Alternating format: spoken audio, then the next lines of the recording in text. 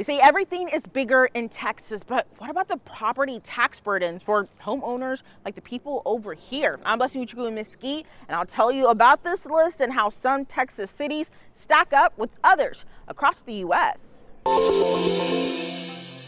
Well, if you're a homeowner, listen up. Over the next couple of weeks, you'll start receiving appraisal notices letting you know the estimated market value of your property as of January 1st.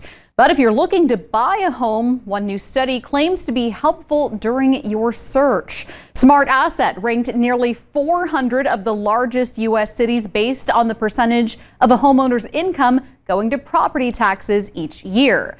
Our Blessing Iwuchukwu has those details.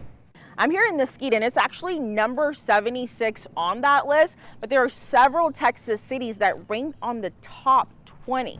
Like Grand Prairie, coming in at number 18 out of 343 cities ranked by SmartAsset, a New York-based financial technology company and personal finance publisher. It's the only North Texas city that made the top 20 list for property tax burden in the nationwide study. It's high. A burden Maria Morales says she can attest to. Property taxes are very high. We did do the exemption, but they're still too high. The study shows more than 5% of Morales and other homeowners' income goes to property taxes, which is the same case for Edinburgh in South Texas, Georgetown in Central Texas, and Conroe, north of Houston, which came 14th, 15th, and 16th. 45 Texas cities made the list overall. We looked at more than 36 cities in Texas as part of our 343 city national study. Of the cities in Texas we looked, 6 appeared in the top 25 nationally. Toby Nelson with SmartAsset says 2024 data for this study came from the most recent American Community Survey, which is an annual statistical project of the U.S. Census Bureau. The company is doing this case study for the first time and says it won't be the last. When one purchases a home, the costs associated with home ownership go beyond just mortgage. They include things like homeowners insurance premiums, property taxes, maintenance. And so property taxes is a big component of home ownership. The cost of home ownership is a burden Brian Pino says he questions frequently if it's even worth the hassle. Every other month, actually. I go through the ups and downs like everybody else, and about every other month I think about potentially selling and moving to an apartment, moving out of state.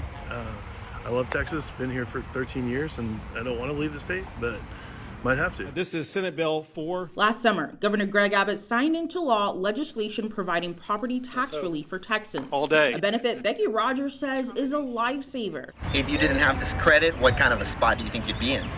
It would be much more difficult. Spectrum News reached out to some of the cities on the list for comment. Edinburgh declined. Grand Prairie became unavailable, but Georgetown and Fort Worth reps gave statements opposing the study and defending their city and its efforts. Fort Worth says, in part, when setting the city's property tax rate, city leadership weighs cost and benefits, both in terms of impact to residents and the city's ability to provide services, while Georgetown called the study flawed. So it's important to understand that we did not look at property tax rates in any specific city. We looked at what homeowners are paying as a percentage of their income from city to city. Back in Grand Prairie, Morales says she plans to protest her property taxes later this year. Everybody's in the same, boat. In Grand Prairie, Blessing Iwuchukwu, Spectrum News.